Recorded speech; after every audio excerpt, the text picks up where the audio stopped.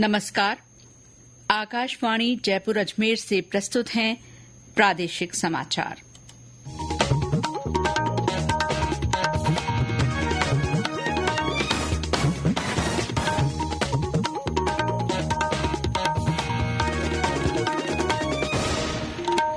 मुख्य समाचार। पंडित दीनदयाल उपाध्याय की जयंती पर प्रदेश भर में श्रद्धांजलि कार्यक्रम। उपराष्ट्रपति ने सीकर में पंडित उपाध्याय की मूर्ति का अनावरण किया। वैश्विक ब्रोकरेज कंपनी गोल्डमैन सैक्स ने कहा, भारत 2030 तक सबसे तेजी से बढ़ती अर्थव्यवस्थाओं में से एक बनने की ओर अग्रसर। कुसुम यादव ने हेरिटेज नगर निगम के कार्यवाहक महापौर के रूप में कार्यभार ग्रहण किया। और प्रदेश में कुछ स्थानों पर हल्की बारिश, कई जगह पारा चढ़ा। बाड़मेर में दिन का तापमान 40 डिग्री पर पहुंचा।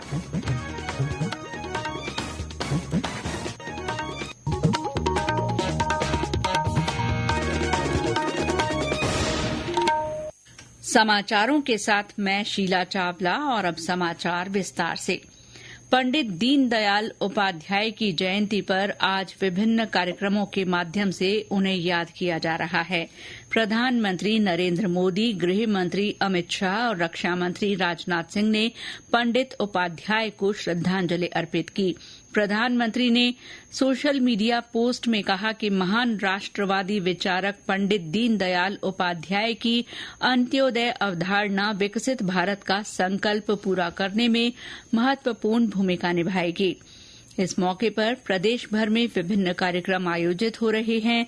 उपराष्ट्रपति जगदीप धनखड़ ने सीकर के पंडित दीनदयाल उपाध्याय शेखावाटी विश्वविद्यालय में पंडित उपाध्याय की मूर्ति का अनावरण किया। उन्होंने समारोह को संबोधित किया। राज्यपाल हरिभाऊ बागड़े और उप मुख्यमंत्री डॉ प्रेमचंद बैरवा ने भी समारोह में विचार व्यक्त किए।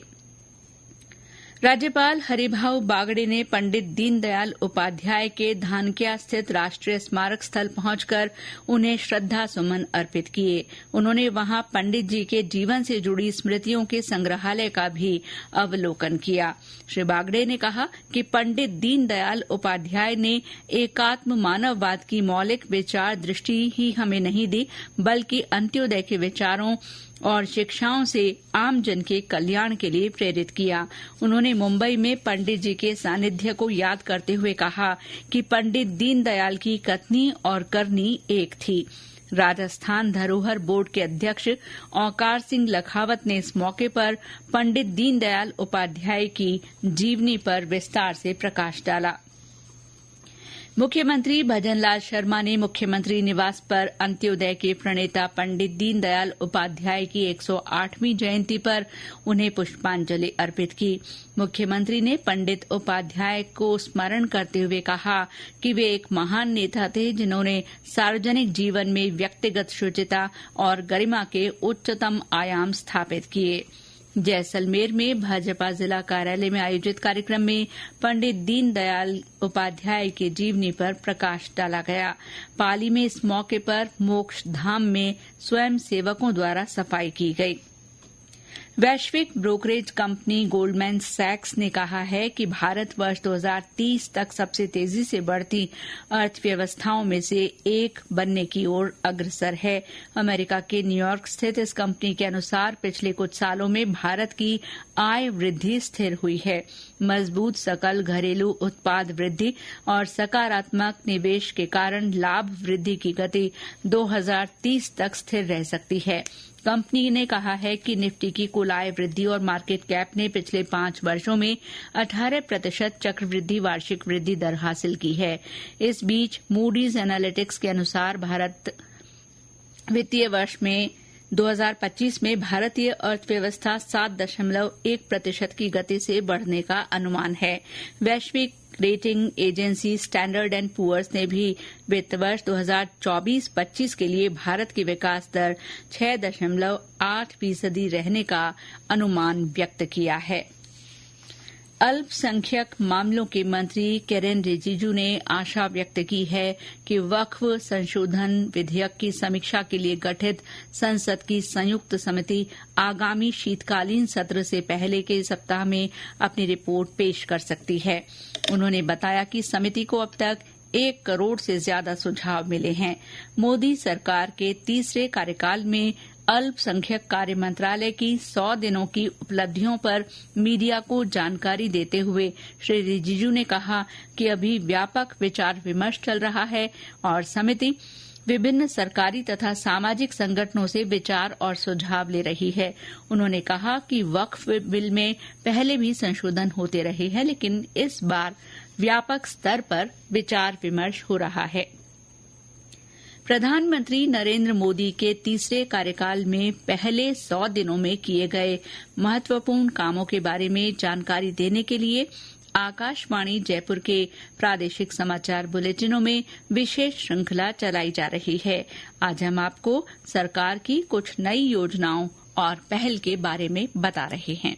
केंद्र के CGT-MSE बोर्ड ने हाल ही CGT-MSE योजना को मंजूरी दी है। इसके तहत महिला उद्यमियों को 90% गारंटी कवरेज के साथ ऋण मिलेगा। इस योजना का उद्देश्य वार्षिक गारंटी शुल्क को कम करना और महिला उद्यमियों को आसानी से ऋण उपलब्ध कराना है। इससे महिला उद्यमियों को बैंकों द्वारा कोलेट्रल फ्री ऋण आसानी से मिल जाएगा। इस योजना से 27 लाख महिलाओं द्वारा चलाए जा रहे सूक्ष्म, लघु और मध्यम उद्योगों को फायदा पहुंचेगा। इसके अलावा MSME मंत्रालय द्वारा RAMP कार्यक्रम के तहत जून में एक योजना टीम का शुभारंभ किया गया। इसका उद्देश्य MSME के लिए ई-कॉमर्स में सहभागिता को सुगम बनाना है। इस पहल से ज्ञान साझा करने और क्षमता निर्माण के जरिए MSME को डिजिटल प्लेटफॉर्म पर प्रवेश करने में मदद मिलती है। मंत्रालय द्वारा डिजिटल मार्केटिंग को बढ़ावा देने के लिए 150 कार्यशालाओं की योजना बनाई गई है। न्यूज डेस्क की रिपोर्ट के साथ समाचार कक्ष से मैं मनीष मीणा। केंद्र सरकार की प्रमुख पहल मेक इन इंडिया को आज 10 साल पूरे हो गए हैं। इस अवधि के दौरान सरकार ने कई प्रमुख योजनाएं लागू की हैं। इन कार्यों से भारत के विनिर्माण परिदृश्य में क्रांति आई है और हमारी आर्थिक व्यवस्था मजबूत हुई है। प्रधानमंत्री नरेंद्र मोदी ने मेक इन इंडिया पहल के 10 साल पूरे होने का स्वागत किया है। श्री मोदी ने एक सोशल मीडिया पोस्ट में कहा कि मेक इन इंडिया भारत को विनिर्माण और नवाचार शक्ति केंद्र बनाने के 140 करोड़ भारतीयों के सामूहिक संकल्प का उदाहरण है। प्रधानमंत्री ने हर संभव माध्यम से मेक इन इंडिया को प्रोत्साहन देने की सरकार की प्रतिबद्धता दोहराई। ये समाचार आकाशवाणी जयपुर अजमेर से प्रसारित किए जा रहे हैं। कुसुम यादव ने हेरिटेज नगर निगम के कार्यवाहक महापौर के रूप में आज कार्यभार ग्रहण किया। इस मौके पर जयपुर की सांसद मंजू शर्मा, विधायक गोपाल शर्मा और बाल मुकुंदाचार्य सहित पार्षद और कार्यकर्ता मौजूद थे। कार्यभार ग्रहण करने के बाद श्रीमती यादव ने कहा कि नगर निगम को भ्रष्टाचार मुक्त करना उनकी प्राथमिकता रहेगी। गौरतलब है कि वार्ड 74 से पार्षद कुसुम यादव को हेरिटेज नगर निगम का कार्यवाहक महापौर नियुक्त किया गया है। मुनेश गुर्जर के निलंबन के बाद ओबीसी महिला के लिए आरक्षित इस पद पर कुसुम यादव 60 दिनों के लिए कार्य करेंगी। उन्होंने निर्दलीय प्रत्याशी के रूप में जीत हासिल की थी। जोधपुर में आज 378 पाक विस्थापितों को भारतीय नागरिकता प्रदान की गई। इस मौके पर राज्यसभा सांसद राजेंद्र गहलोत ने भारतीय नागरिकता पाने वाले सभी पाक विस्थापितों को बधाई देते हुए उनके उज्जवल भविष्य की शुभकामनाएं दी। विधायक देवेंद्र जोशी और अतुल भंसाली भी इस मौके पर मौजूद थे। उद्योग और वाणिज्य राज्य मंत्री के विश्नोई ने इटली के वेरोना शहर में चल रही स्टोन प्रदर्शनी में इंडिया स्टोन मार्ट पेवेलियन का उद्घाटन किया। उन्होंने जयपुर में दिसंबर में आयोजित होने वाले राइजिंग राजस्थान समिट 2024 और इंडिया स्टोन मार्ट 2026 के लिए सभी को आमंत्रित किया। इटली की प्रदर्शनी के अध्यक्ष फेडरिको ब्रिकोलो ने उद्योग राज्य मंत्री विश्नोई सहित भारत के प्रतिनिधिमंडल का स्वागत किया। वेरोना में आयोजित इस विश्व स्तरीय स्टोन प्रदर्शनी में दुनिया भर से stone mining, processing, stone craft, machine tools, chemicals और अन्य संबंधित क्षेत्रों से 1,500 उद्यमी हिस्सा ले रहे हैं। पीएम श्री संस्था प्रधानों की एक दिन की आमुखीकरण कार्यशाला आज जयपुर में आयोजित की गई। इस मौके पर राजस्थान स्कूल शिक्षा परिषद के आयुक्त अविचल चतुर्वेदी ने शिक्षा में नैतिक मूल्यों पर जोर दिया। उन्होंने कहा कि आज के दौर में बच्चों को इंटरनेट के नकारात्मक प्रभाव से बचाने के लिए अध्यापकों की संवेदनशील महत्वपूर्ण भूमिका है। उन्होंने कहा कि नकारात्मक कंटेंट बच्चों के भविष्य को खतरे में डाल सकता है। और अब मौसम। प्रदेश के कुछ जिलों में आज हल्की से मध्यम बारिश हुई है। वहीं भरतपुर में आज कई दिनों बाद दोपहर बाद तेज तो कहीं कहीं हल्की बरसात हुई। बरसात के साथ चली ठंडी हवा से मौसम खुशनुमा हो गया, जिससे 2 दिन से गर्मी से परेशान हो रहे लोगों को राहत मिली है। बरसात से जगह जगह पानी भर गया, जिससे आवागमन में भी लोगों को परेशानी का सामना करना पड़ा। इसके अलावा दौसा, अजमेर, उदयपुर, डूंगरपुर, बांसवाड़ा सहित कुछ अन्य जिलों में भी बारिश के समाचार हैं।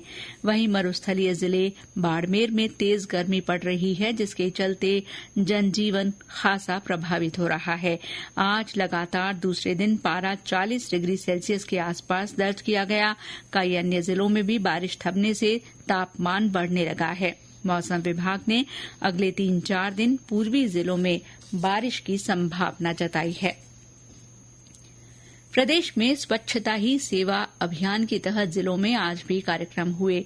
बाड़मेर में विशेष सफाई अभियान नवो बाड़मेर चलाया जा रहा है। इसके तहत आज सुबह 8 बजे से रात 8 बजे तक लगातार 12 घंटे का सफाई अभियान चलाया जा रहा है। जोधपुर में केंद्रीय संचार ब्यूरो और नगर निगम दक्षिण की ओर से जूना खेड़ा मंदिर पर श्रमदान किया गया। नेहरू युवा केंद्र से जुड़े माय भारत वॉलेंटियर्स ने आज सवाई माधोपुर में राजस्थान राज्य पथ परिवहन निगम डिपो बस स्टैंड परिसर में श्रमदान किया। झालावाड़ में स्वच्छता ही सेवा अभियान के अंतर्गत नृत्य और गीतों के जरिए स्कूली छात्र छात्राओं ने साफ सफाई का संदेश दिया। और अंत में मुख्य समाचार एक बार फिर। पंडित दीनदयाल उपाध्याय की जयंती पर प्रदेश भर में श्रद्धांजलि कार्यक्रम आयोजित किए जा रहे हैं। उपराष्ट्रपति जगदीप धनखड़ ने सीकर में पंडित उपाध्याय की मूर्ति का अनावरण किया। वैश्विक ब्रोकरेज कंपनी गोल्डमैन सैक्स ने कहा है कि भारत 2030 तक सबसे तेजी से बढ़ती अर्थव्यवस्थाओं में से एक बनने की ओर अग्रसर है। कुसुम यादव ने हेरिटेज नगर निगम के कार्यवाहक महापौर के रूप में कार्यभार ग्रहण किया। और प्रदेश में कुछ स्थानों पर हल्की बारिश हुई है। कई जगह पारे में तेजी आई है। बाड़मेर में दिन का पारा 40 डिग्री सेल्सियस के आसपास पहुंच गया है। इसके साथ ही प्रादेशिक समाचार बुलेटिन समाप्त हुआ। नमस्कार।